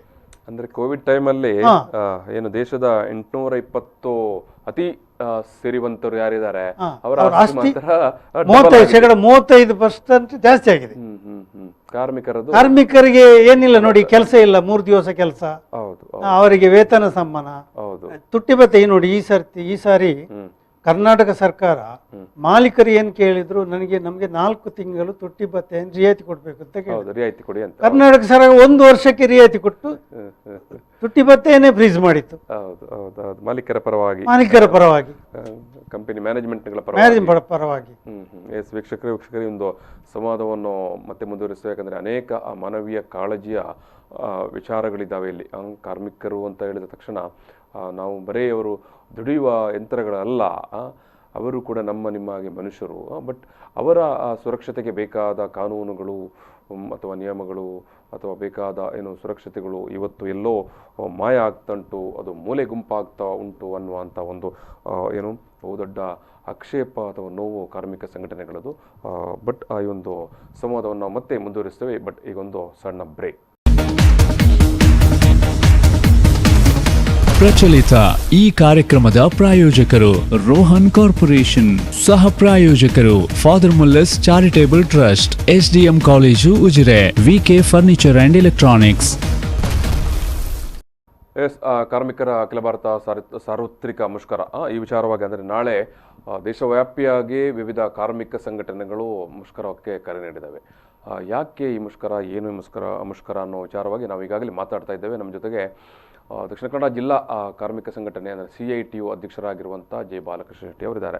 ನಾಳೆ ನಡೀತಾ ಇರುವಂಥ ಒಂದು ಕಾರ್ಮಿಕರ ಸಾರ್ವತ್ರಿಕ ಮುಷ್ಕರ ಇದೆ. ಈ ಒಂದು ಮುಷ್ಕರದಲ್ಲಿ ಎಡಪಕ್ಷಗಳ ಸಂಯೋಜಿತ ಕಾರ್ಮಿಕ ಸಂಘಟನೆ ಆಗಿರುವಂಥ CITU, ಆಮೇಲೆ AUTC, ಆಮೇಲೆ ಕಾಂಗ್ರೆಸ್ ಸಂಯೋಜಿತ ಇಂಟಕ್, ಆಮೇಲೆ BMS, ಆಮೇಲೆ AICTU ಇತ್ಯಾದಿಯಾಗಿ ಸುಮಾರು 10 ರಾಷ್ಟ್ರೀಯ ಮಟ್ಟದ ಕಾರ್ಮಿಕ ಸಂಘಟನೆಗಳು ಈ ಒಂದು ಕಾರ್ಮಿಕರ ರಾಷ್ಟ್ರೀಯ ಮುಷ್ಕರಕ್ಕೆ ಕರೆ ನೀಡಿದ್ದಾವೆ. ಇಲ್ಲೇನೋ ನೇರವಾಗಿ ಬಂದ್ ಅಥವಾ ಬಸ್ ಸಂಚಾರಕ್ಕೆ ತಡೆ ಆಗುವಂಥ ಯಾವುದೇ ವಿಚಾರಗಳಿರುವುದಿಲ್ಲ. ಬಟ್ ಕಾರ್ಮಿಕರು ಅವರವರ ಕೆಲಸವನ್ನು ಒಂದು ದಿವಸದ ಮಟ್ಟಿಗೆ ಅವರು ಗೈರಾಗಿ ಆ ಒಂದು ಮುಷ್ಕರವನ್ನು ನಡೆಸಿಕೊಡ್ಲಿಕ್ಕಿದ್ದಾರೆ. ಯಾವೆಲ್ಲ ಕಾರಣಕ್ಕಾಗಿ ಈ ಒಂದು ಮುಷ್ಕರ ಅನ್ನೋ ಬಗ್ಗೆ ನಾವು ಮಾತಾಡ್ತಾ ಇದ್ದೇವೆ. ಈಗಾಗಲೇ ಮಾತನಾಡೋ ಸಂದರ್ಭದಲ್ಲಿ ಕಾರ್ಮಿಕ ಮುಖಂಡರಾಗಿರುವಂಥ ಬಾಲಕೃಷ್ಣ ಶೆಟ್ಟಿ ಅವರು ಪ್ರಸ್ತಾಪ ಮಾಡಿದ್ದಾರೆ. ಅನೇಕ ಕಾರ್ಮಿಕ ಪರವಾದ ಕಾನೂನುಗಳನ್ನು ಸರ್ಕಾರ ತಿದ್ದುಪಡಿ ಮಾಡ್ತಾ ಉಂಟು. ಅದು ಇವತ್ತು ಕಾರ್ಮಿಕ ವಿರೋಧಿಯಾಗಿ ಪರಿವರ್ತನೆ ಆಗ್ತಾ ಉಂಟು ಆ ಎಲ್ಲ ಕಾನೂನುಗಳು. ಸೊ ಅದು ಆ ಒಂದು ಕಾನೂನುಗಳು ಅಥವಾ ಕಾಯ್ದೆಗಳು ಕೇವಲ ಬಂಡವಾಳಶಾಹಿಗಳ ಅಥವಾ ಕಂಪನಿ ಮಾಲೀಕರ ಪರವಾಗಿ ಅದು ಇವತ್ತು ಬದಲಾಗ್ತಾ ಉಂಟು. ಇಂಥ ಸಂದರ್ಭದಲ್ಲಿ ಕಾರ್ಮಿಕರ ಹಿತರಕ್ಷಣೆಗಾಗಿ ನಾವು ಇಂತಹ ಒಂದು ಮುಷ್ಕರವನ್ನು ರಾಷ್ಟ್ರವ್ಯಾಪಿಯಾಗಿ ನಡೆಸ್ತಾ ಇದ್ದೇವೆ. ಮತ್ತು ಈ ಒಂದು ಮುಷ್ಕರದ ಬಗ್ಗೆ ಅಕ್ಟೋಬರ್ 2ರಂದೇ ದೇಶವ್ಯಾಪಿಯಾಗಿ ಪ್ರಕಟಣೆಯನ್ನು ಕೂಡ ಮಾಡಲಾಗಿತ್ತು. ಸೊ ನಾವು ಮತ್ತೆ ಈ ಒಂದು ಸಂವಾದವನ್ನು ಮುಂದುವರಿಸುವ ಸಂದರ್ಭದಲ್ಲಿ ನಾನು ಬಾಲಕೃಷ್ಣ ಶೆಟ್ಟಿ ಅವ್ರ ಹತ್ರ ಕೇಳಲಿಕ್ಕೆ ಬಯಸುವಂಥದ್ದು, ಕಾರ್ಮಿಕರಂದರೆ ನಿಮ್ಮ ಆ ಪ್ರಕಾರ ಯಾರೆಲ್ಲ ಅಂತ. ಅಂದರೆ ಈಗ ಸಣ್ಣ ಅಥವಾ ಅತಿ ಸಣ್ಣ ಕೈಗಾರಿಕಾ ಕ್ಷೇತ್ರದಲ್ಲಿ ಕೆಲಸ ಮಾಡ್ತಾ ಇರೋರು ಮಾತ್ರ ಕಾರ್ಮಿಕರು, ಅಥವಾ ಬ್ಯಾಂಕ್, ವಿದ್ಯುತ್ ಕ್ಷೇತ್ರ ಇರ್ಬೋದು, ಇನ್ಶೂರೆನ್ಸ್ ಇರ್ಬೋದು, ಅಥವಾ ರೈಲ್ವೆ ಇರ್ಬೋದು, ಇದರಲ್ಲೆಲ್ಲ ದುಡಿಯುವ ವರ್ಗವನ್ನು ಕೂಡ ನೀವು ಈಗ ನಿಮ್ಮ ಇವರು ಮುಷ್ಕರದಲ್ಲಿ ಭಾಗಿಯಾಗ್ತಾರಾ ಅಥವಾ ಅವರು ಕೂಡ ಈ ಕಾರ್ಮಿಕ ಕಾನೂನಿನ ವ್ಯಾಪ್ತಿಯೊಳಗಡೆ ಬರ್ತಾರಾ? ಅಂದರೆ ಮುಖ್ಯವಾಗಿ ನಮ್ಮ ದೇಶದಲ್ಲಿ ಸಂಘಟಿತ ವಿಭಾಗದ ಕಾರ್ಮಿಕರು ಒಂದು ಭಾಗದಲ್ಲಿ ಇದ್ದಾರೆ. ಬ್ಯಾಂಕ್, LIC, ಸರ್ಕಾರಿ ನೌಕರರು, ಬೇರೆ ಬೇರೆ ಅದೆಲ್ಲ ಸಂಘಟಿತ ವಿಭಾಗದಲ್ಲಿ ಸಂಘಟಿತರು. ಇನ್ನೊಂದು ವಿಭಾಗದಲ್ಲಿ ಅಸಂಘಟಿತ ಕ್ಷೇತ್ರದಲ್ಲಿ ದುಡಿಯುವಂತವರು ಇದ್ದಾರೆ. ಈಗ ಬೀಡಿ, ಕ್ಯಾಶು, ಹಂಚು, ಇದು ಬೇರೆ ಬೇರೆ ಕ್ಷೇತ್ರದಲ್ಲಿ, ಕಟ್ಟಡ, ಇನ್ನು ಹೋಟೆಲು, ರಿಕ್ಷಾ ಡ್ರೈವರ್ಸ್ ಆಗಿ ಗ್ಯಾರೇಜ್ಗಳಲ್ಲಿ, ಹಾಗೆ ಸುಮಾರು 70-75% ಜನ ಅಸಂಘಟಿತ ಕ್ಷೇತ್ರದಲ್ಲಿ ಸಂಘಟಿತ ವಲಯದ ಕಾರ್ಮಿಕರು. ಒಟ್ಟು ಈ ಎರಡೂ ವಿಭಾಗದಲ್ಲಿ ಕೂಡ ಕಾರ್ಮಿಕರೇ ಅವರು, ಹೌದು ಹೌದು. ದುಡಿಯುವ ವರ್ಗವೇ ಅವರು. ಈಗ ಮುಖ್ಯವಾಗಿ ಬ್ಯಾಂಕಿಂಗ್ ಕ್ಷೇತ್ರ ಇದೆ. ಬ್ಯಾಂಕಿಂಗ್ ಕ್ಷೇತ್ರದಲ್ಲಿ ಇವಾಗ ಸರ್ಕಾರ ಏನು ಮಾಡ್ತಾ ಇದೆ ಅಂತ ಹೇಳಿದರೆ, ಈ ಏನು ಬ್ಯಾಂಕಿನಿಂದ ಹಣವನ್ನು ಪಡೆದು ಅದನ್ನು ವಂಚನೆ ಮಾಡುವಂಥ ದೊಡ್ಡ ಬಂಡವಾಳಗಾರರಿಗೆ ಅನುಕೂಲ ಆಗುವಂತೆ ಇವತ್ತು ಸುಮಾರು 32 ಬ್ಯಾಂಕ್ಗಳನ್ನು ಅದನ್ನು 12 ಬ್ಯಾಂಕ್ಗಳಾಗಿ ಪರಿವರ್ತಿಸಲಿಕ್ಕೆ ಇವತ್ತು ಒಂದೊಂದನ್ನಾಗಿ ನಮ್ಮ ಜಿಲ್ಲೆಯಲ್ಲಿ ಮರ್ಜಿ ಬಂತು. ಈಗ ವಿಜಯ ಬ್ಯಾಂಕ್ ಅನ್ನು ತೆಗೆದು ಬ್ಯಾಂಕ್ ಆಫ್ ಬರೋಡಾಗೆ ಸೇರಿಸಿದ್ರು. ಇಲ್ಲಿ ಕಾರ್ಪೊರೇಟ್ ಅದನ್ನು ಬೇರೆ ಈ ರೀತಿಯಾಗಿ ಸುಮಾರು ಈಗ 10 ಲಕ್ಷ ಕೋಟಿ ರೂಪಾಯಿ ದೊಡ್ಡ ಬಂಡವಾಳ ಶ್ರೀಮಂತರಿಂದ ಬರಬೇಕಾಗಿದೆ ಬ್ಯಾಂಕಿಗೆ. ಇದನ್ನು ವಂಚನೆ ಮಾಡಿ ಬಹುತೇಕ ಮಂದಿ ದೇಶ ಬಿಟ್ಟು ಹೋಗಿದ್ದಾರೆ. ಇದನ್ನು ಈಗ ಮನ್ನಾ ಮಾಡುವ ಒಂದು ಉದ್ದೇಶದಿಂದ ಸರ್ಕಾರ ಎಲ್ಲ ಬ್ಯಾಂಕ್ಗಳನ್ನು ಮರ್ಜ್ ಮಾಡ್ಲಿಕ್ಕೆ, ಇದರಿಂದಾಗಿ ಇದರಲ್ಲಿ ದುಡಿಯುವಂತ ಲಕ್ಷಾಂತರ ಕಾರ್ಮಿಕರು ಇವತ್ತು ನಿರುದ್ಯೋಗಿ ಆಗಿದ್ದಾರೆ. ಬ್ಯಾಂಕ್ ನೌಕರು ಈಗ ಒಂದೊಂದನ್ನು ಮರ್ಜ್ ಮಾಡುವಾಗ ಸ್ವಾಭಾವಿಕವಾಗಿ ಕೆಲಸವನ್ನು ಕಳೆದುಕೊಂಡಿದ್ದಾರೆ. ನಮ್ಮ ಜಿಲ್ಲೆಯಲ್ಲಿ ನೋಡ್ತೇವೆ. ಈಗ ವಿಜಯ ಬ್ಯಾಂಕ್ ಹೋಗಿ ಬ್ಯಾಂಕ್ ಆಫ್ ಬರೋಡಾ ಆದ ಪರಿಣಾಮ ಈಗ ಅದು ದೊಡ್ಡ ಹೊಡೆತ ಅವರಿಗೆ ಕಾರ್ಮಿಕರಿಗೆ ಬಿದ್ದಿದೆ. ಈಗ ನಮ್ಮ ಪ್ರಾವಿಡೆಂಟ್ ಫಂಡ್ ಭವಿಷ್ಯ ನಿಧಿ ಉಂಟು. ಈ ಭವಿಷ್ಯ ನಿಧಿಯಲ್ಲಿ ಈಗ ಎಲ್ಲ ಕಾರ್ಮಿಕರನ್ನು ಕೆಲಸದಿಂದ ತೆಗೆದು, ನಮ್ಮ ಮಂಗಳೂರಿನ ಭವಿಷ್ಯ ನಿಧಿಯಲ್ಲಿ 300 ಮಂದಿ ಕೆಲಸಗಾರರು ಇದ್ದರು, ಈಗ ಬರೇ 75 ಮಂದಿ. 300 ಮಂದಿ ಕೆಲಸ ಉದ್ಯೋಗಿಗಳಿದ್ದಂತ ಪ್ರಾವಿಡೆಂಟ್ ಫಂಡ್ ಕಚೇರಿಯಲ್ಲಿ ಇವತ್ತು ಕೇವಲ 70 ಮಂದಿ ಸಿಬ್ಬಂದಿಗಳಿದ್ದಾರೆ. ಈಗ LIC ಉಂಟು. LIC ಅಂದ್ರೆ ಅದು ಕಾಮಧೇನು ಅಂತ ಹೇಳ್ತಾರೆ. ಇಡೀ ನಮ್ಮ ಸರ್ಕಾರದ ಎಲ್ಲ ಅಭಿವೃದ್ಧಿ ಕೆಲಸಕ್ಕೆ ಹಣ ಕೊಡುವಂತ LIC. ಅದು ಸಣ್ಣ ಪ್ರಮಾಣದಿಂದ ಅದನ್ನು ಬಂಡವಾಳ ಸರ್ಕಾರ ಹಾಕಿ ಸ್ಥಾಪನೆ ಮಾಡಿದಂತ ಇವತ್ತು ಅವರು ಎಷ್ಟು ದೊಡ್ಡ ಸಾಧಾರಣ 3,000 ಕೋಟಿ ರೂಪಾಯಿವರೆಗೆ ಅವರಿಗೆ ನಮ್ಮ ಇದು ಕೊಡ್ತದೆ. ಅಂಥದ್ದನ್ನು ಇವತ್ತು ಖಾಸಗಿಯವರಿಗೆ ಮಾರಾಟ ಮಾಡಲಿಕ್ಕೆ ಪ್ರಯತ್ನ. ಇದರಿಂದ ಏನಾಗ್ತದೆ, ಅಲ್ಲಿ ಕೆಲಸ ಮಾಡುವ ಈಗ ಲಕ್ಷಾಂತರ ಜನ ಅವರು ಅಲ್ಲಿಂದ ಹೊರಗೆ ಬರ್ತಾರೆ. BSNL ಏನಾಯ್ತು, BSNL ಕೂಡ ಈಗ ಅದು ಹೋಗ್ತಾ ಉಂಟು, ಅದನ್ನು ಮಾರಾಟ ಮಾಡುವಂತ ಇದಕ್ಕೆ ಹೋಗಿದ್ದಾರೆ. ರೈಲ್ವೆ ಈಗ ನೋಡಿ, ಬೆಂಗಳೂರಿನಲ್ಲಿ ಮೊದಲೆಲ್ಲ ರೈಲ್ವೆ ಪ್ಲಾಟ್ಫಾರ್ಮ್ಗೆ ಹೋಗುದಾದ್ರೆ ನಮಗೆ ಫ್ರೀ ಹೋಗ್ಲಿಕ್ಕೆ ಆಗ್ತಿತ್ತು. ಈಗ ನಮ್ಗೆ ಬೆಂಗಳೂರಿಗೆ ಹೋದವರಿಗೆ ಗೊತ್ತಾಗ್ತದೆ, ಅಲ್ಲಿ ಟಿಕೆಟ್ ತೆಗಿಬೇಕು ಒಳಗೆ ಹೋಗುವಾಗ. 50 ರೂಪಾಯಿ 100 ರೂಪಾಯಿ ಒಂದು ಕಾರ್ ಪಾರ್ಕಿಂಗ್ ಮಾಡಿದಾದ್ರೆ ಅದು 10 ನಿಮಿಷಕ್ಕೆ 5 ನಿಮಿಷಕ್ಕೆ ಇಷ್ಟು ಅಂತ ಕೊಡಬೇಕು ಅವರಿಗೆ. ಆ ರೀತಿ ಅಂದರೆ ಖಾಸಗಿಯವರಿಗೆ ಕೊಟ್ಟಿದ್ದಾರೆ ಅದನ್ನು. ಇದರಿಂದಾಗಿ ಅಲ್ಲಿ ಕೆಲಸ ಮಾಡುವಂಥ ಕಾರ್ಮಿಕರು, ಲಕ್ಷಾಂತರ ಕಾರ್ಮಿಕರು ಇವತ್ತು ಬೀದಿಗೆ ಬಂದಿದ್ದಾರೆ. ಒಂದು ಕಡೆ ಜನರಿಗೆ ತೊಂದರೆ ಆಯಿತು, ಇನ್ನೊಂದು ಕಡೆ ಅದು ಎಲ್ಲ ಲೂಟಿಕಾರರಿಗೆ ಎಲ್ಲ ಅದನ್ನು ಮಾರುವಂತ ಕೆಲಸವನ್ನು ಮಾಡಿದ್ರು. ಈಗ ಮಂಗಳೂರಿನಲ್ಲಿ ನೋಡಿ, ಅದಾನಿ ವಿಮಾನ ನಿಲ್ದಾಣವನ್ನು ಒಂದೇ ರಾತ್ರಿ ಹಗಲಾಗುವವರೆಗೆ ಅದು ಬೋರ್ಡ್ ಚೇಂಜ್ ಆಯ್ತು. ಎಲ್ಲ ಆದ ನಂತರ ಮತ್ತೆ ಕರಾವಳಿ ಜನ ಕೂಗ್ತಾರೆ, ಅಯ್ಯೋ ಕೋಟಿ ಚೆನ್ನ ಹೆಸರು ಇಡಬೇಕಿತ್ತು, ಅದಕ್ಕೆ ಅಬ್ಬಕ್ಕ ರಾಣಿ ಹೆಸರು ಇಡಬೇಕಿತ್ತು ಅಂತ. ಅದಾನಿ ಎಲ್ಲಿಂದ ಬಂದ್ರು, ಈಗ ದಿವಸದಲ್ಲಿ ಹೆಸರು ಚೇಂಜ್ ಮಾಡಿಬಿಟ್ರು. ಈಗ ಆ ವಿಭಾಗದಲ್ಲಿ ಈಗ ಹೇಳಿಕೊಳ್ತಾರೆ, ಅದು ಹೊರಗಡೆ ಇರುವ ಬೋರ್ಡ್ ಅಲ್ಲಿ ಮಾತ್ರ ಇರುವುದು, ವಿಮಾನ ನಿಲ್ದಾಣದ ಹೆಸರು ವಿಮಾನ ನಿಲ್ದಾಣವೇ ಅಂತ. ಈಗ ಬೋರ್ಡ್ ಚೇಂಜ್ ಮಾಡ್ಬೇಕು ಅಂತ ನಮ್ಮ ನಳಿನ್ ಕುಮಾರ್ ಅವರು ನಾನು ಪ್ರಸ್ತಾವನೆ ಸಲ್ಲಿಸಿದ್ದೇನೆ ಅಂತ ಹೇಳ್ತಾರೆ. ಹೌದು, ಇವರು ಅದು ಪಾಸ್ ಮಾಡುವಾಗ ಇರ್ಲಿಲ್ಲ ಪಾರ್ಲಿಮೆಂಟ್ ನಲ್ಲಿ. ಆಯ್ತು ಆಯ್ತು, ಈಗ ವಿಮಾನ ನಿಲ್ದಾಣವನ್ನು ಖಾಸಗಿಯವರಿಗೆ ವಹಿಸಿಕೊಟ್ರು. ಬಟ್ ಅವರು ಅಷ್ಟು ಸುಲಭವಾಗಿ, ಅಷ್ಟು ಸರಳವಾಗಿ, ಅಷ್ಟು ನೇರವಾಗಿ ಬಂದು ಹೆಸರನ್ನೇ ಬದಲಿಸಿಕೊಳ್ತಾರೆ ಅಂತ ಹೇಳಿದ್ರೆ, ಈಗ ಅವರಿಗೆ ಲೀಸ್ಗೆ ಕೊಟ್ಟಿರುವುದಾ ಅಥವಾ ವಿಮಾನ ನಿಲ್ದಾಣವನ್ನು ಅವ್ರಿಗೆ ಮಾರಾಟ ಮಾಡಿರುವುದಾ? ಬಟ್ ನಮ್ಮ ಜನರು ಪ್ರಶ್ನೆ ಮಾಡೋದಿಲ್ಲ, ಕೇಳೋದಿಲ್ಲ. ಸರಿ, ಈಗ ಸಂಘಟಿತ ವಲಯದ ಕಾರ್ಮಿಕರದು ಒಂದು ರೀತಿಯ ಕಷ್ಟ, ನೀವು ಹೇಳಿದಾಗೆ ಸಂಘಟಿತ ವಲಯದವರದು. ಈಗ ಈ ಕಾನೂನು ಇಬ್ಬರಿಗೆ ಕೂಡ, ಸಂಘಟಿತ ಮತ್ತು ಸಂಘಟಿತ ವಲಯದ ಇಬ್ಬರಿಗೆ ಕೂಡ ಒಂದೇ ರೀತಿಯಲ್ಲಿ ಅದು ಬಾಧಿತ ಆಗ್ತದೆ. ಈಗ ಅವರಿಗೆ ಅಂದ್ರೆ ಅಸಂಘಟಿತ ಕ್ಷೇತ್ರದಲ್ಲಿ ದುಡಿಯುವಂತಹ ಕಾರ್ಮಿಕರಿಗೆ ಅವರಿಗೆ ಒಂದು ರೀತಿಯಲ್ಲಿ ತೊಂದರೆ ಆದರೆ, ಸಂಘಟಿತ ವಿಭಾಗದಲ್ಲಿ ದುಡಿಯುವಂಥ ಕಾರ್ಮಿಕರಿಗೆ ಸರ್ಕಾರದ ನೀತಿಯಿಂದಾಗಿ ಅದು ಇನ್ನೊಂದು ರೀತಿ ಹೊಡೆತ ಬೀಳ್ತಾ ಇದೆ. ಉದ್ಯೋಗವನ್ನೇ ಕಳ್ಕೊಳ್ತಾರೆ. ಮತ್ತೆ ಹಿಂದೆ ಎಲ್ಲ ಒಂದು ನೀತಿ ಇತ್ತು, ಕಂಪನ್ಸೇಷನ್ ಗ್ರೌಂಡ್ ಅಲ್ಲಿ ಒಂದು ಉದ್ಯೋಗ ಕೊಡುವಂತದ್ದು ಅದಿಲ್ಲ ಈಗ. ಈಗ ನಾಳೆ ಈ ಒಂದು ಸಾರ್ವತ್ರಿಕ ನಿಮ್ಮ ಈ ಕಾರ್ಮಿಕ ಸಂಘಟನೆಗಳ ಜೊತೆಗೆ ಈಗ ಬ್ಯಾಂಕಿನವರು, ಇನ್ಶೂರೆನ್ಸ್ನವರು ಇವರೆಲ್ಲ ಅವರೆಲ್ಲ ಸೇರ್ತಾರೆ. ಅವರು ಈ ತಲೆಯಿಂದಲೇ ಅಂದರೆ ನಾನು ಹೇಳಿದೆ ಈ 19 ಮುಷ್ಕರದಲ್ಲಿ ಕೂಡ ಅವರು ಸೇರಿದ್ರು. 19 ಮುಷ್ಕರದಲ್ಲಿ ಕೂಡ ಮುಂಚೂಣಿಯಲ್ಲಿ ಇದ್ರು ಅವರು.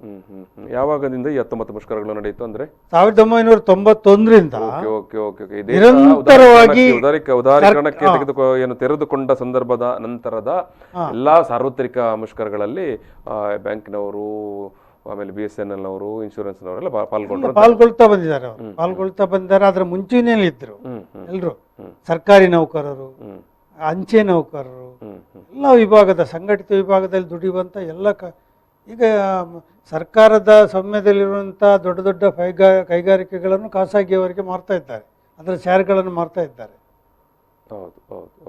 ಅಂದಾಗಿ ಅದು ಇಡೀ ದೇಶಕ್ಕೆ, ದೇಶದ ಜನರಿಗೆ ಇವರ ಕಾನೂನು. ಈಗ ನೋಡಿ, ಮುಖ್ಯವಾಗಿ ರೈತರಿಗೆ ಈಗ APMC ಕಾರ್ಮಿಕ ಸಂಘಟನೆಯಾಗಿ ನೀವೀಗ ನಿಮ್ಮ ಮುಷ್ಕರದಲ್ಲಿ ರೈತರ ಸಮಸ್ಯೆಯನ್ನು ಕೂಡ ಎತ್ತುಕೊಂಡಿದ್ದೀರಿ. ರೈತ ಸಂಘದವರು ಕೂಡ ಬೆಂಬಲ ವ್ಯಕ್ತಪಡಿಸ್ತಾರೆ ಅಂತ ಹೇಳ್ತೀರಿ. APMC ಕಾನೂನು ತಿದ್ದುಪಡಿ ಮಾಡಿದ್ರು. APMC ಕಾನೂನು ತಿದ್ದುಪಡಿ ಮಾಡಿದ್ರಿಂದ ಅಲ್ಲಿರುವಂಥ ಲಕ್ಷಾಂತರ ಕಾರ್ಮಿಕರಿಗೆ ಕೆಲಸ ಕಳೆಗೊಳ್ಳುವಂಥ ಸಂದರ್ಭ ಬಂತೀಗ.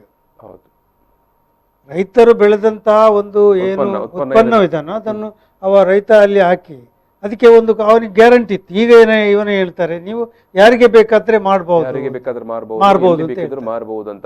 ಬಟ್ ಅದನ್ನು ಬಾರಿ ಒಂದು ಸಮಜಾಯಿಸಿಕೆ ರೂಪದಲ್ಲಿ ಅದಕ್ಕೊಂದು ಸ್ಪಷ್ಟೀಕರಣ ಕೊಡ್ತಾ ಇದ್ದಾರೆ ಶೆಟ್ಟರೆ. ಅಂದ್ರೆ ರೈತರಿಗೆ ಸ್ವಾತಂತ್ರ್ಯ ಬಂತು ಅಂತ ಹೇಳ್ತಾರೆ. ಏನ್ ಹೇಳ್ತೀರಿ ನೀವು? ರೈತರಿಗೆ ಸ್ವಾತಂತ್ರ್ಯ ಸಿಕ್ಕಿತ್ತು ಅಂತ ಹೇಳ್ತಾರಪ್ಪ. ಕೃಷಿ ಮಸೂದೆಗೆ ತಿದ್ದುಪಡಿ ಮಾಡಿರುವುದರಿಂದ ಅಥವಾ ಹೊಸ ಕೃಷಿ ಮಸೂದೆ ಬಂದಿರುವುದರಿಂದ ಅಥವಾ APMC ಕಾಯ್ದೆಗೆ ತಿದ್ದುಪಡಿ ಮಾಡಿರುವುದರಿಂದ ರೈತರಿಗೆ ಸ್ವಾತಂತ್ರ್ಯ ಬಂತು ಅಂತ ಇಲ್ಲ. ರೈತರಿಗೆ ಅಂದ್ರೆ ಅವ್ರು ಎಲ್ಲದಕ್ಕೆ ಹೇಳುದಾಗೆ ಕಾರ್ಮಿಕ ಕಾನೂನು ತಿದ್ದುಪಡಿ ಅದು ಅವರಿಗೆ ಬೇಕಾಗಿ ಮಾಡುದು, ನಾವು ಕಾರ್ಮಿಕರಿಗೆ ಬೇಕಾಗಿ. ರೈತರ ಕಾನೂನು ತಿದ್ದುಪಡಿ ರೈತರಿಗಾಗಿ ಮಾಡುದು ಅಂತ ಹೇಳುದು.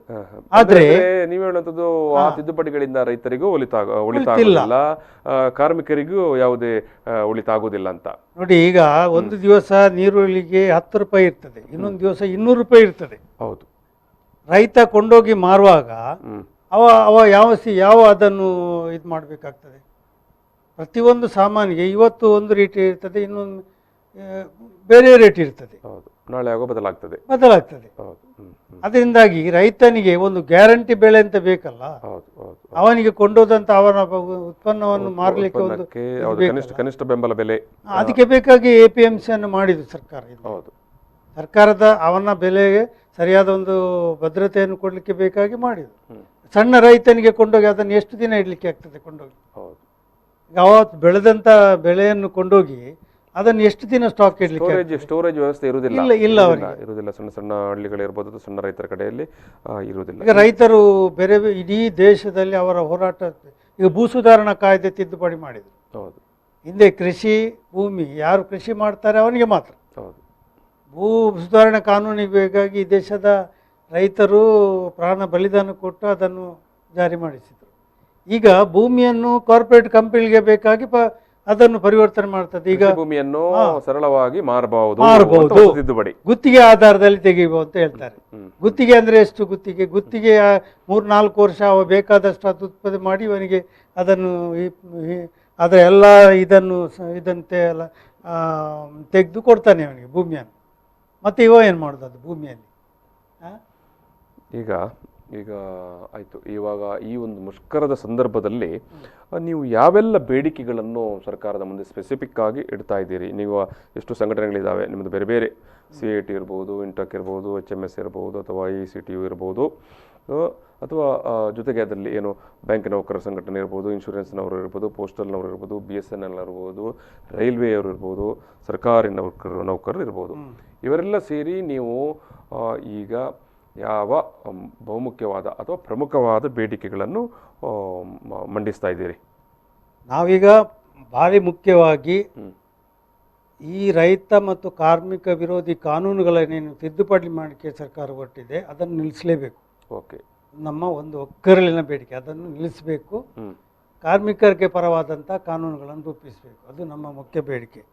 ಇನ್ನೊಂದು ಸಾರ್ವಜನಿಕ ಕ್ಷೇತ್ರದ ವಲಯ ಏನು ಬ್ಯಾಂಕ್ ಇದೆ, BSNL ಇದೆ, ರೈಲ್ವೆ ಇದೆ, ಅದನ್ನು ಖಾಸಗೀಕರಿಸುವುದನ್ನು ಮತ್ತು ಖಾಸಗಿಯವರಿಗೆ ಮಾರುವುದನ್ನು ಸರ್ಕಾರ ನಿಲ್ಲಿಸಬೇಕು, ನಮ್ಮ ಮುಖ್ಯವೇನು.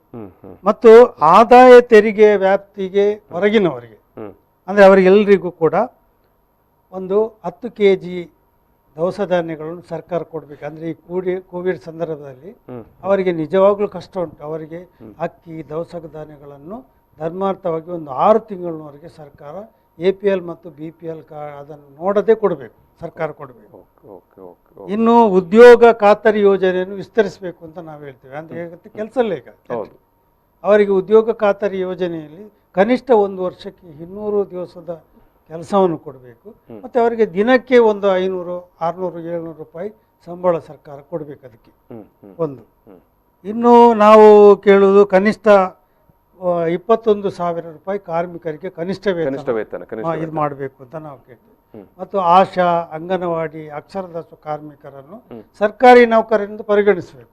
ಅವರನ್ನು ಅಂಗನವಾಡಿ ಕಾರ್ಯಕರ್ತರನ್ನು, ಆಶಾ ಕಾರ್ಯಕರ್ತರನ್ನು ಅವರನ್ನು ಸರ್ಕಾರಿ ನೌಕರರೆಂದು ಪರಿಗಣಿಸಬೇಕು. ಇವಾಗ ಅವರೆಲ್ಲ ಗುತ್ತಿಗೆ ಆಧಾರದಲ್ಲಿ ಕೆಲಸ ಮಾಡ್ತಾ ಇದ್ದಾರೆ. ಈಗ ಅವರೆಲ್ಲ ಇದು ಏನು ಗೌರವಧನದಲ್ಲಿ ದುಡಿಯುವ, ಗೌರವಧನದಲ್ಲಿ ಸರ್ಕಾರ ಅವರನ್ನು ಇದು ಮಾಡಲಿಲ್ಲ. ಯಾವಾಗ ಬೇಕಾದ್ರೆ ತೆಗಿಬಹುದು ಸರ್ಕಾರ. ಅದನ್ನು ಕೂಡ ಈಗ ಅಂಗನವಾಡಿಯನ್ನು ಎಲ್ಲ ಈಗ ಇದು ಮಾಡ್ತಾ ಇದೆ. ಅಂಗನವಾಡಿಯನ್ನು ರದ್ದು ಅಥವಾ ಹೊಸ ಅಂಗನವಾಡಿ ಮಾಡ್ಲಿಕ್ಕೆಲ್ಲ, ಅಥವಾ ಅಂಗನವಾಡಿಗಳೆಲ್ಲ ಆಯಾ ಪ್ರಾಥಮಿಕ ಶಾಲೆಯ ಅವತಾರಕ್ಕೆ ಹೋಗ್ಬೇಕು. ಮತ್ತು ನಾವು ಈಗ ಸರ್ಕಾರ ಏನು ಈ ತುಟ್ಟಿ ಭತ್ಯೆಯನ್ನು 1 ವರ್ಷಕ್ಕೆ ಫ್ರೀಸ್ ಮಾಡಿದೆ, ಅದನ್ನು ಹಿಂದೆ ಪಡಿಬೇಕು. ಅಂದರೆ ಅದನ್ನು ಇದು ಮಾಡಬೇಕು. ಕರ್ನಾಟಕ ಹೈಕೋರ್ಟ್ ಸಮೇತ ಅದು ಸರಿಯಲ್ಲ ಅಂತ ಇದು ಮಾಡಿದೆ. ಸರ್ಕಾರ ಮಾತ್ರ ಆದೇಶವನ್ನು ಹಿಂದೆ ಪಡೆಯಲಿಲ್ಲ. ಈ ಪ್ರಮುಖವಾದ ಬೇಡಿಕೆಯನ್ನು ನಾವು ಈ ನಾಳೆ ಮುಷ್ಕರದಲ್ಲಿ ನಾವು ಇಟ್ಟಿದ್ದೇವೆ. ಮತ್ತೆ ಅದೇ ಈ ಕೊರೋನಾ ವಾರಿಯರ್ಸ್ ಬಗ್ಗೆ ಏನು ಕೋವಿಡ್ ವಾರಿಯರ್ಸ್ ಅವರಿಗೇನಾದರೂ ವಿಶೇಷ ಪರಿಹಾರ ಕೊಡಬೇಕು ಅಂತದ್ದು ಕೊಡಬೇಕು. ಈಗ ನಿಜವಾಗ್ಲೂ ಆಶಾ ಕಾರ್ಯಕರ್ತರಿದ್ದಾರೆ, ಅವರಿಗೆ ಸಿಕ್ಕುವ ಸಂಬಳ ಬಹಳ ಕಡಿಮೆ. ಅವರು ಎಷ್ಟು ಕಷ್ಟದಲ್ಲಿ ದುಡಿತಾರೆ ಅವರಿಗೆ ಸರ್ಕಾರ ಸರಿಯಾದ ಸಂಬಳ ಕೊಡಬೇಕು ಅವರಿಗೆ.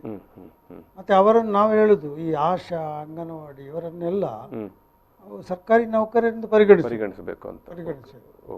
ಈಗ ನಮ್ಮ ಇವರು ಇದ್ದಾರೆ, ನಮ್ಮ ಅಕ್ಷರದಾಸೋ ಕಾರ್ಮಿಕರು, ಅವರಿಗೆ ಸರ್ಕಾರ ಈ ಕೋವಿಡ್ ಸಂದರ್ಭದಲ್ಲಿ 4-5 ತಿಂಗಳು ಸಂಬಳವೇ ಕೊಡಲಿಲ್ಲ. ನಂತರ ನಾವು CITಯಿಂದ ಹೋರಾಟ ಮಾಡಿ ಸುಮಾರು 75 ಮಂದಿಯ ಮೇಲೆ ನಾವು ಕೇಸ್ ಹಾಕಿಸಿಕೊಂಡಿದ್ದೇವೆ. ಆ ನಂತರ ಸರ್ಕಾರ ತೀರ್ಮಾನ ಮಾಡಿ ಇವತ್ತು 3 ತಿಂಗಳ ವೇತನ ಕೊಟ್ಟಿದೆ. ಕಾರ್ಮಿಕರ ಸಂಘಟನೆಯ ಹೋರಾಟದಿಂದ ಈ ಅಕ್ಷರದಾಸೋಹ ಕಾರ್ಮಿಕರಿಗೆ ಈಗ ನಾವು 3 ತಿಂಗಳ ಸಂಬಳ ಈಗ ಕೊಡ್ತಾ ಇದ್ದಾರೆ. ಅಂದ್ರೆ ಜನ ಕೇಳ್ತಾರೆ ಯಾವಾಗಲೂ, ಕಾರ್ಮಿಕರು ಹೋರಾಟ ಮಾಡಿದರೆ ಏನಾಗುತ್ತೆ, ಇವರು ಯಾವಾಗಲೂ ಮುಷ್ಕರ ಮಾಡ್ತಾರೆ, ಮೆರವಣಿಗೆ ಮಾಡ್ತಾರೆ, ಏನಾಗುತ್ತೆ ಅಂತ. ಇಲ್ಲಿ ಬಾಲಕೃಷ್ಣರು ಹೇಳ್ತಾ ಇದ್ದಾರೆ, ಕೋವಿಡ್ ಸಂದರ್ಭದಲ್ಲಿ, ಲಾಕ್ಡೌನ್ ಸಂದರ್ಭದಲ್ಲಿ ಇನ್ನು ಸಂಬಳ ಸಿಗದೇ ಇದ್ದಂಥ ಇವರಿಗೆ ಯಾರು ಅಕ್ಷರದಾಸೋಹ ಕಾರ್ಮಿಕರಿಗೆ ನಾವು ಕೊನೆಗೂ ಸಂಬಳ ತೆಗೆಸಿಕೊಡ್ಲಿಕ್ಕೆ ಸರ್ಕಾರದಿಂದ ಯಶಸ್ವಿಯಾಗಿದ್ದೇವೆ ಅಂತ. ವೀಕ್ಷಕರೇ, ಈ ಒಂದು ಸಂವಾದವನ್ನು ಮುಗಿಸುವ ಸಂದರ್ಭದಲ್ಲಿ ಮತ್ತೆ ಏನು ಅಖಿಲ ಭಾರತ ಸಾರ್ವತ್ರಿಕ ಮುಷ್ಕರ ಏನು ನಾಳೆ ನಡೆಯುವಂಥದ್ದು, ಕಾರ್ಮಿಕ ವಲಯ ಅಥವಾ ಸಂಘಟಿತ ಕಾರ್ಮಿಕ ವಲಯ ಮತ್ತು ಅಸಂಘಟಿತ ಕಾರ್ಮಿಕ ವಲಯ ಎರಡೂ ಕ್ಷೇತ್ರದವರು, ಅದರಲ್ಲಿ ಸುಮಾರು 10ಕ್ಕೂ ಹೆಚ್ಚು ರಾಷ್ಟ್ರೀಯ ಮಟ್ಟದ ಕಾರ್ಮಿಕ ಸಂಘಟನೆಗಳು ಪಾಲ್ಗೊಳ್ತಾ ಇದ್ದಾವೆ. ಜೊತೆಗೆ ಬಾಲಕೃಷ್ಣರವರು ಹೇಳಿದಾಗೆ ಅಂದರೆ ಎಲ್ಲ ಇಂದಿನ ಹೋರಾಟಗಳಲ್ಲಿ ನಮ್ಮ ಜೊತೆಗೆ BJPಯ ಏನು ಸಂಘಟನೆ ಆಗಿರುವಂಥ BMS ಕೂಡ ಪಾಲ್ಗೊಂಡಿತ್ತು. ಈಗ ಮಾತ್ರ ಅವರು ಅಧಿಕಾರದಲ್ಲಿರುವುದರಿಂದ ನೇರವಾಗಿ ಮುಷ್ಕರದಲ್ಲಿ ಭಾಗವಹಿಸ್ತಾ ಇಲ್ಲ. ಬಟ್ ಪರೋಕ್ಷವಾಗಿ ಅವರು ಕೂಡ ಇಂಥ ಒಂದು ಮುಷ್ಕರ ಅಥವಾ ಏನು ಕೇಂದ್ರ ಸರ್ಕಾರ ತೆಗೆದುಕೊಳ್ತಾ ಇರುವಂಥ ಕಾರ್ಮಿಕ ವಿರೋಧಿ ಕಾನೂನಿಗೆ ಅವರು ಕೂಡ ವಿರೋಧಿಯಾಗಿದ್ದಾರೆ ಅಥವಾ ಅದನ್ನು ವಿರೋಧಿಸ್ತಾ ಇದ್ದಾರೆ ಅನ್ನೋದನ್ನು ಅವರು ಇಲ್ಲಿ ಭಾರಿ ಸ್ಪಷ್ಟವಾಗಿ ಹೇಳಿಕೊಂಡಿದ್ದಾರೆ. ಅಂದರೆ 1991ರಿಂದ PV ನರಸಿಂಹರಾವ್ ಅವರ ಕಾಲದಿಂದ ಏನು ಈ ದೇಶ ಜಾಗತೀಕರಣ, ಲಿಬರಲೈಸೇಷನ್ ಅಂತ ನಾವು ಹೇಳ್ತೇವೆ, ಖಾಸಗೀಕರಣಕ್ಕೆ ತೆರೆದುಕೊಂಡಿತ್ತು, ಆವತ್ತಿನ ನಂತರದಿಂದ ಕಾರ್ಮಿಕರ ಪರವಾಗಿ ನಡೀತಾ ಇದ್ದಂಥ ಎಲ್ಲ 90 ರಾಷ್ಟ್ರೀಯ ಮಟ್ಟದ ಹೋರಾಟಗಳಲ್ಲಿ ಕೂಡ BMS ಈ ಇಷ್ಟು ಉಳಿದಂಥ 10 ಕಾರ್ಮಿಕ ಸಂಘಟನೆಗಳ ಜೊತೆಗೆ ಇತ್ತು. ಇವಾಗ ಅವರದೇ ಸರ್ಕಾರ ಇದೆ, ಸೊ ಹಾಗಾಗಿ ಏನೋ ಮುಜುಗರ ಆಗುತ್ತದೆ. ಅದಕ್ಕಾಗಿ ಸ್ವಲ್ಪ ತೆರೆಮರೆಯಲ್ಲಿ ನಿಂತು ಅವರು ಕೂಡ ಹೋರಾಟದಲ್ಲಿ ಭಾಗಿಯಾಗ್ತಾ ಇದ್ದಾರೆ ಅಂತ ನೀವು ಈ ಒಂದು ಸಂವಾದವನ್ನು ಇಲ್ಲಿಗೆ ಮುಗಿಸ್ತಾ ಇದ್ದೇವೆ. ಕಾರ್ಮಿಕರ ಪರವಾದ ಮತ್ತು ರೈತರ ಪರವಾದ ಒಂದು ಕಾಳಜಿಯಿಂದ ಈ ಒಂದು ಸಾರ್ವತ್ರಿಕ ಮುಷ್ಕರ ನಡೀತಾ ಇದೆ. ಬಟ್ ಯಾವುದೇ ರೀತಿಯ ಜನಜೀವನಕ್ಕೆ ತೊಂದರೆಯಾಗದ ರೀತಿಯಲ್ಲಿ ಒಂದು ಮುಷ್ಕರ ಕರಾವಳಿ ಜಿಲ್ಲೆಯಲ್ಲಿ ನಡೀಲಿಕ್ಕೆ ಉಂಟು ಅನ್ನುವ ಮಾಹಿತಿಯನ್ನು ಬಾಲಕೃಷ್ಣ ಶೆಟ್ಟಿ ಅವರು CITU ಜಿಲ್ಲಾ ಅಧ್ಯಕ್ಷರಾಗಿರುವಂಥ ಬಾಲಕೃಷ್ಣ ಶೆಟ್ಟಿ ಅವರು ನೀಡಿದ್ದಾರೆ. ನಾನು ಈ ಒಂದು ಸಂವಾದದಲ್ಲಿ ಅವರು ಭಾಗವಹಿಸಿದ್ದಕ್ಕಾಗಿ ನಾನು ನಿಮಗೆ ಪ್ರೀತಿಯ ಧನ್ಯವಾದವನ್ನು ಸಮರ್ಪಣೆ ಮಾಡ್ತಾ ಇದ್ದೇನೆ. ಎಸ್ ವೀಕ್ಷಕರೇ, ಈ ಒಂದು ಸಂವಾದವನ್ನು ಇಲ್ಲಿಗೆ ಸಮಾಪನ ಮಾಡ್ತಾ ಇದ್ದೇವೆ. ನಮಸ್ಕಾರ. ಪ್ರಚಲಿತ ಈ ಕಾರ್ಯಕ್ರಮದ ಪ್ರಾಯೋಜಕರು ರೋಹನ್ ಕಾರ್ಪೊರೇಷನ್, ಸಹ ಪ್ರಾಯೋಜಕರು father Muller's charitable trust, SDM college Ujire, VK furniture and electronics.